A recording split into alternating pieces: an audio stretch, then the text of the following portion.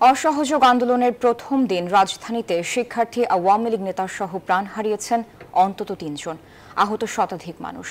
এদিন হামলা চালানো হয় হাসপাতালে, পোড়ানো হয় গাড়ি, বাদ যায়নি আদালতও। দিনভর সরকার দলীয় নেতাকর্মীদের সাথে আন্দোলনকারীদের দফায় দফায় সংঘর্ষ চলে। এ সময় আইনশৃঙ্খলা বাহিনীকে যে কোনো সক্রিয় ভূমিকায় দেখা যায়নি। এক দফা দাবিতে সকাল থেকেই রাজধানীর উত্তরা, যাত্রাবাড়ী, শাহবাগ, মোহাম্মদপুর, রামপুরা, মিরপুর সহ বিভিন্ন এলাকায় অবস্থান নেয় আন্দোলনকারী শিক্ষার্থী ও ক্ষমতাসীন দলের নেতাকর্মীরা। কোনো কোনো এলাকায় দুপক্ষের মধ্যে ঘটে হামলা, পাল্টা হামলার ঘটনা, চালানো হয় গুলিও।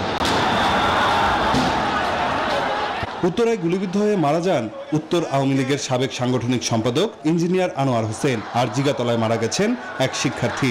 গুলিবিদ্ধ হয়ে মিটফোর্ড হাসপাতালে মারা যাওয়া আরেকজনের পরিচয় এখনো নিশ্চিত হওয়া যায়নি। 100% কপার কন্ডেন্সারে তৈরি ভিশন ফ্রিজ, তাই গুণে মানে অটুট থাকে বছরের পর বছর। হামলা চালানো হয় বঙ্গবন্ধু শেখ মুজিব মেডিকেল বিশ্ববিদ্যালয়ে, পুড়িয়ে দেওয়া হয় 52টি গাড়ি। হামলাকারীদের হাত থেকে রেহাই পাননি চিকিৎসকরাও। এই ঘটনায় আহত হন অন্তত 8 জন, যার মধ্যে একজন আশঙ্কাজনক হওয়ায় ভর্তি আছেন আইসিইউতে।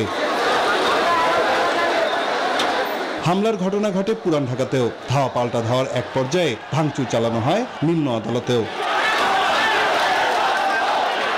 জাতীয় প্রেস ক্লাব ও বাংলা মোটরের সামনে পুলিশ বক্সে আগুন ধরিয়ে দেওয়া হয়। হামলা চালানো হয় যাত্রাবাড়ী থানাতেও। তবে দিনভর রাজধানী জুড়ে সংঘর্ষ চললেও পুলিশ সহ আইন শৃঙ্খলা বাহিনী ছিল নীরব ভূমিকায়। এদিকে সামাজিক যোগাযোগ মাধ্যমে সোমবার মার্চ টু ঢাকা কর্মসূচির ঘোষণা দিয়েছে আন্দোলনকারীরা। নাইম আলজিকো, নিউজ 24, ঢাকা।